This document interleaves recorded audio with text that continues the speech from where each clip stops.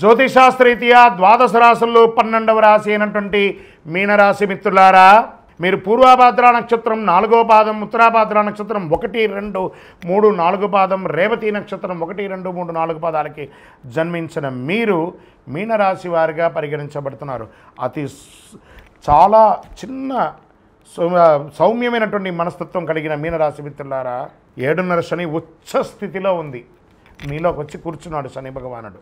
నెత్తి మీద కూర్చున్నాడు, నాలుక మీద కూర్చున్నాడు, పాదాల మీద కూర్చున్నాడు. జాగ్రత్త జాగ్రత్త జాగ్రత్త. మీకు ఈ యొక్క శరీరానికి సంబంధించినటువంటి వస్తువులు కొనుక్కోవడం, లేదా ఈ యొక్క ఫేషియల్కి సంబంధించి కెమికల్ రిలేటెడ్గా కొనుక్కునేవి, ఆభరణానికి సంబంధించినవి, లేదా అలంకార వాటి వల్ల రియాక్షన్స్ వచ్చే అవకాశాలు ఉంటాయి. జాగ్రత్త మీనరాశి మిత్రులారా. హెచ్చుతగ్గులు చాలా ఉంటుంది ఈ నెల. నిదానంగా ఆలోచించి నిర్ణయం తీసుకోండి. మీ జీవితానికి కావలసిన ఒక మెట్టు ఎక్కేటప్పుడు వివాహం చేసుకునే వాళ్ళు జాగ్రత్త పడండి. కుజుడు బలహీనమైన 5వ ఇంట్లో ఉంటాడు, శని 1వ ఇంట్లో ఉన్నాడు. రాహుకేతు శనిగ్రహాలు ఈ నెల మొదటి భాగం నుండి 2వ సగం ఉపశమనం అందిస్తున్నారు. కొత్త ప్రయత్నాలు పూర్తిగా మానుకోండి. అధికంగా ఏ ఇబ్బంది ఉండదు, ఇబ్బంది పెద్దగా ఉండదు, కానీ జాగ్రత్తగా ఉండి. సహోదరులతో ఖర్చులు రావచ్చు. ఎలక్ట్రానిక్ గూడ్స్ కొనే అవకాశం ఉంది. ప్రభుత్వ సంబంధిత పనులు జాప్యం జరగవచ్చు. అకారణ ఖర్చులు జరిగే అవకాశాలు ఉన్నాయి.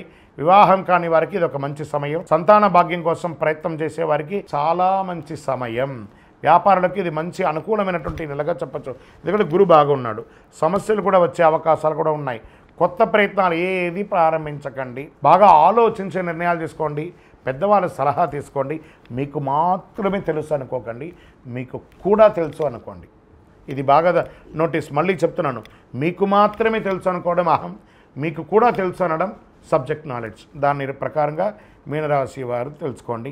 ఉద్యోగం చేసేవారికి పై అధికారం నుండి, కింద పని వాళ్ళ దగ్గర నుండి సపోర్ట్ దొరుకుతుంది.